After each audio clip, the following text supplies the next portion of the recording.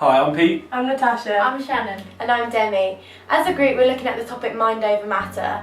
As students, we've lived in Brighton for a few years now, and we've noticed that there's quite a large spiritual community. So we're going to take on 4 different subject areas and tackle one individually and really experience it for ourselves. I'm going to be looking into psychic readings. I'm going to look at meditation. I'll be looking at Reiki healing. And I'll be looking at lucid dreaming. We're all very new to these areas, but we're going to go into it with an open mind and see what we find out.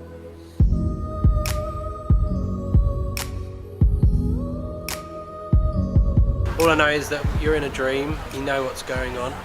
If it's a bad dream, if you're getting chased, if you're going to get raped, you can stop it. Somehow or other now I just can snap into that position where I take control and no demons or monsters or anybody can chase me. It's wonderful. I'm dreaming, but then suddenly I become conscious and I know I'm dreaming. I can feel myself in my body, but I can't move. They're so powerful because whatever you want to do in your brain, you can. In mine, I wanted to fly. It's basically like being in the real world, yet you can do whatever you want, and I was flying around.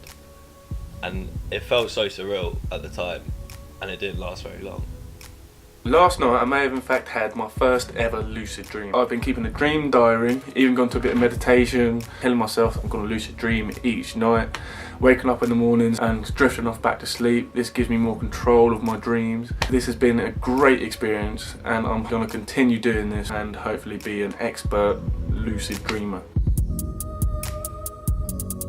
Meditation is just simply noticing what's going on. It's what's going on both in your body and also in your mind. I want to get an understanding of why people meditate. I'm going to go to a meditation class to see what's involved. We all have thoughts all the time, they're arising all the time, you can't stop them happening. But what you can do is notice that it's just a thought. This idea that lots of people have that meditation is about calming down or about stopping yourself having thoughts, it isn't really true. You can't stop having thoughts. But what you can do is have a different relationship to those thoughts. We can't control any of that world out there. We think we can, and that's what causes suffering. We think we can control it time and time again. It's obvious that we can't.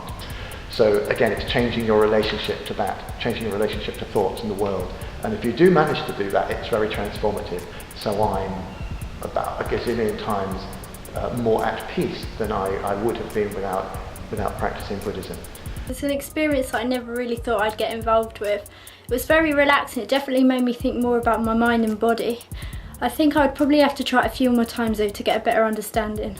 The more I meditate, the more the world as I thought it was just completely falls apart. The more me, what I considered to be me, falls apart. That's an incredibly interesting journey. And I want that journey to move all the way to full enlightenment, as what the Buddha happened to the Buddha. So I'm in for the journey. It's a really, really interesting journey. I'm about to have my very first Reiki session with Helen. I've done research on it and read about it, but never actually had one. So I'm excited to see what it's all about and what's actually involved. Reiki is a Japanese word, or it's made up of 2 words. The Rei is the divine origin of the universe. Ki, you might have heard of the Chinese Qi, which is like the energy that animates your living body. I've had my chakras adjusted by a Reiki master so that I'm then able, I've been attuned to channel the energy which comes in from the universe through my crown chakra, through my energy pathways, out through my palm chakras to the recipient, to anyone I'm giving it to or to myself. Stress happens in the mind, stress happens in the body. Which goes on to cause illness, goes on to cause disease, and the most effective way of that is eliminating the stress, and you can do it by means of lots of different alternative therapies, one of which is Reiki. I've just finished my session with Helen. It was really nice, really relaxing and calming. I'm not sure if I actually felt anything, but I would definitely try it again. I work as a clairvoyant, which means I can see bits of the future. So I always see door numbers and people's names and things that are going to happen. I'm about to have my psychic reading with Tristan and I'm actually really nervous about what he's going to say, but I'm going to go in with an open mind and hopefully he'll uncover some hidden truths about me. You're passing messages on And in my personal case, I can see and hear, and I pick up on people. I'm also trained as a counsellor as well, so there's a huge part of that in our job. What I try to do is give them real hope, not false hope. I work with the facts and I say, you know, this is what I can see happening, this is happening now, and I tell them stuff that they already know that's true that I didn't know, if you see what I mean, and then I'll give them, you know, future information. Just come out of my psychic reading with Tristan. Can honestly say it was one of the weirdest experiences of my life. He said so many truthful things, and I have to say it's made me believe in psychic readings.